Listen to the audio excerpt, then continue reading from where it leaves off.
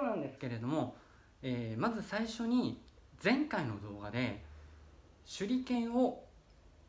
垂直方向に発射することができれば、もっと力のロスなく手裏剣を打てるようになるんじゃないかなという話をしました。ただし人間の体の構造上それは難しいんじゃないかな、そんな話をしたんですけれども、ちょっと前回の動画に入れ忘れていたものがありまして、それをちょっと最初にやってみたいと思います。垂直方向に発射するように見える打ち方、あくまで垂直に打っているように見える打ち方です。持ち方は逆手に持ちます。ちょうどアイスピックとか、あとはナイフを使うように持ちます。このまま打ちます。するとまるでこう垂直に飛んでいくように見えます。あくまで見えるだけです。ちょっとやってみます。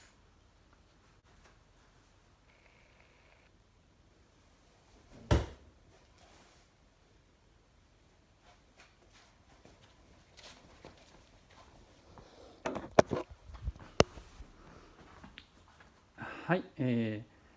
一見まっすぐ逆手のまままっすぐ飛んだように見えたでしょうか。これはナイフの人がよくリバースグリップっていう名前で使うテクニックです。はい、では今日はですね、棒手裏剣の持ち方、それから打ち方についてもう一度考えながら遊んでみたいと思います。それで先ほどなんですけれども、このリバースグリップ、これでちょっと遊んでみました。ただ基本にのっとって、持ち方、それから打ち方なんかをちょっと考えていこうかなと思います。それでまず直打法を打つにしても、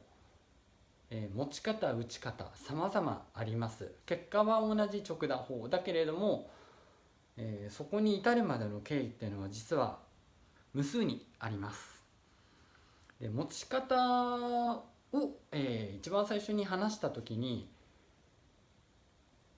人差し指と薬指でちょっとこうくぼみを作ってここに乗せるやり方であったり、中指と人差し指の間に倒してあげるやり方ありますなんて話をしました。これを改めて試しながら遊んでみたいと思います。ではまず基本的なところといいますか、考え方なんですけれども、手裏剣によって持ち方が変わると思ってください。で例えば長い手裏剣と短い手裏剣ではやっぱり持ち方ってちょっと違ってきます。あとはその人の体の使い方とか感覚によっても違うので、もしご自分の流派がある方はやっぱりそのやり方に従うようにしてください。それが一番いい方法だと思います。自分で棒手裏剣を独学で練習してますとか、特にその手裏剣の形状にこだわりがありませんなんていう方はいろいろ試してみると面白いと思います。でまず私の場合なんですけれども、中指に添えることが多いです。ですので、まずは中指の方からいきます。中指に添えます。人差し指と薬指は少しこういった形でくぼませて、ここにくぼみを作ってあげる。そこに添えて親指を軽く添えるような打ち方です。まずはこの持ち方。今日は打ち方すべて直打法でいきます。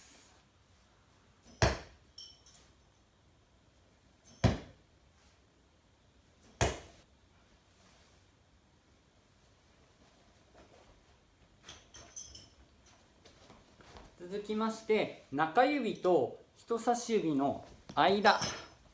こここですね。ここに添える持ち方。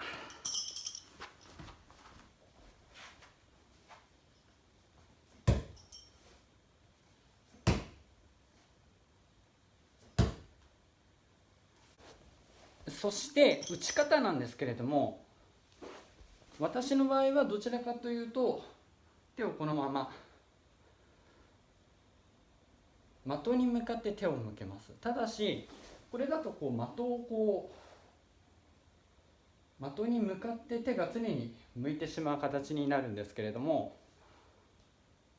この形、いわゆる手刀の形ですね。こちらではなくて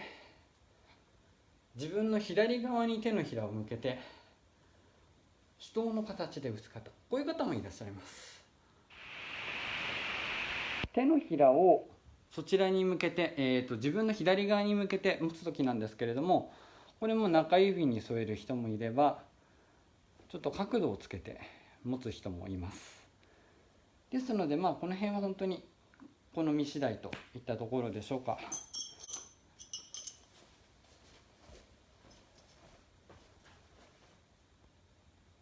的ではなくて自分の左側、こちらに手のひらが向くようにして打つ打ち方。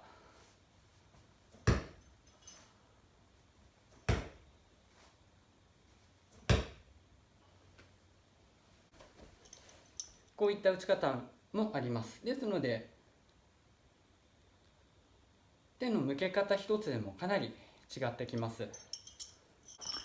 続きまして手をですねこう極端に曲げてしまう、こういう形の持ち方。これはどちらかというと今これ長い手裏剣です。19センチぐらいの長い手裏剣使ってます。見やすいのでこれ使ってます。深い意味はありません。どちらかというと短い手裏剣で手裏剣がうまく倒れない方、つまりある程度手裏剣に慣れてきて的にこのまま立ったまま手裏剣が当たるような方が少しこう手裏剣を倒してあげるテクニックの一つとして極端に手を曲げます。こういう持ち方をする人もいます。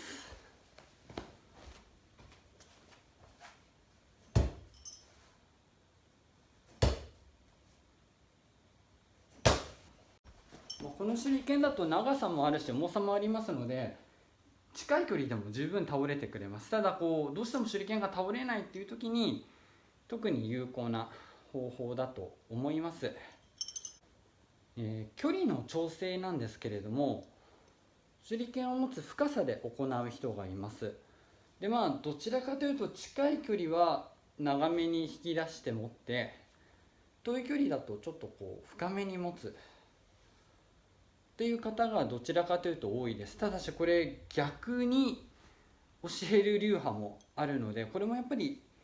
一概には言えない。ただ知識として浅く持つと近い距離を打つ方が多い、深く持つと遠い距離を打つ方が多い。ただし逆に教える流派もあると。これは豆知識程度に覚えておくといいかもしれません。足ですけれども、右手で打つ場合左足が前でも右足が前でも構いません。ただし右手で打つ場合だと、直感的に打つとすると左足が前の方がやや力が入りやすい傾向はあると思います。でも右足が前でもどちらでも打てるようになっておくと、例えば歩きながらでもいちいちステップとかを気にせずに打てますので、ですのでどちらでも打てるようになっておくといいかなと個人的には思っています。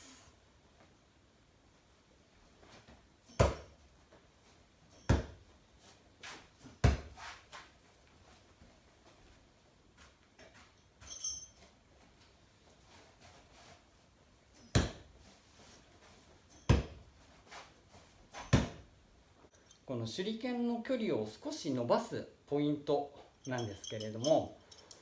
それは手を真下に落とすのではなくて、少しだけ楕円といいますか、手離れの時に少しだけ直線になるように打ってほしいんです。そうすると少し手裏剣の距離が伸びる傾向があります。ただしいきなりまっすぐに直線に取ろうと思ってこんな動きをしてしまうと、必ず肩であったり肘であったり痛めてしまいます。つまりこういう動きではない、この軌道がほんの少しだけ楕円になってほしい。でそれをチェックする方法として私がおすすめなのが、こういった模造刀でもいいですし木刀でもいいです。これを使う方法、よく刀と手裏剣を並練するところなんかもありますけれども、今回使いたいのはあくまでこういった模造刀や刀、木刀なんかを腰に刺すだけ、これだけです。この状態で手を真下に下ろすとどうなるか。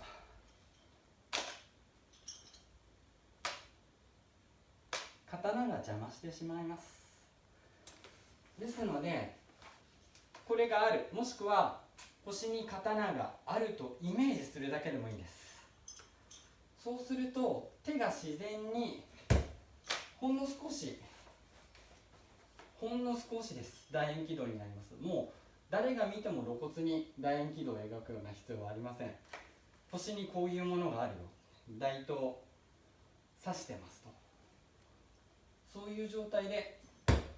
イメージをしていただくと、それだけで体の動きというのは変わってきます。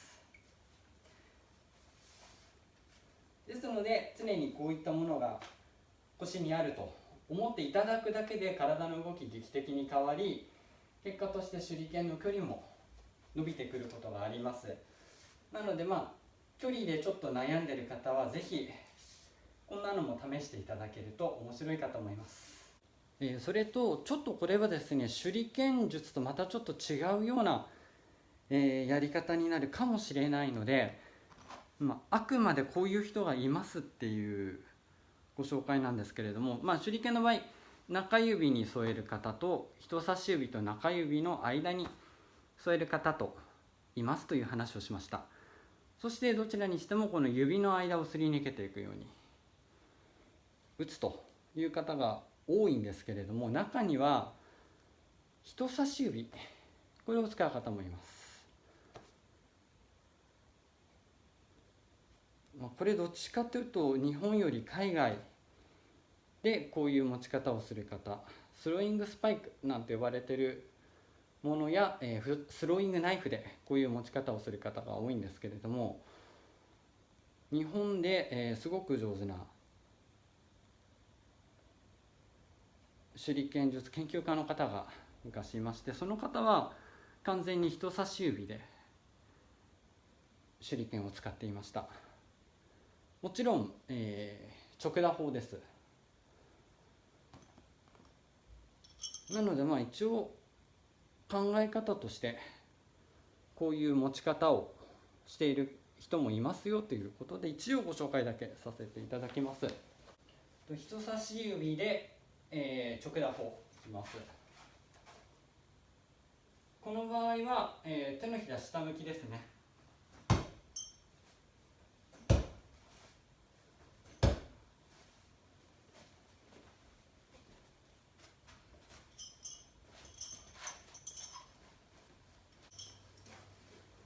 今度は半回転いきます。人差し指を使って半回転。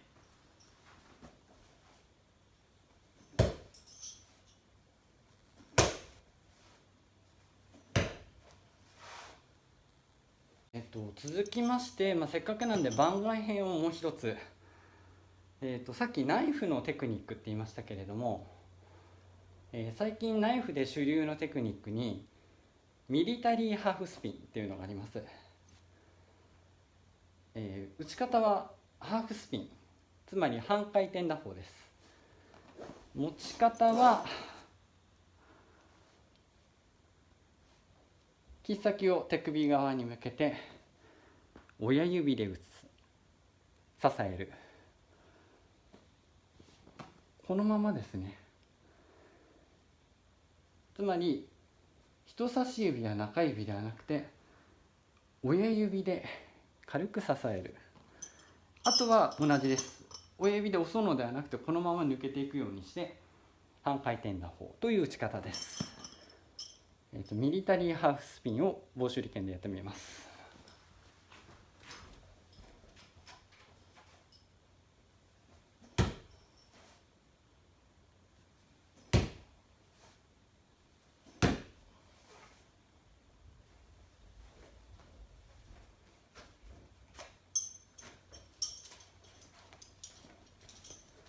これを紹介している方は距離の調節はこの持つ深さによって行えと言っています。浅い場合は長く持って遠くなるに従って深めに持ってくれと。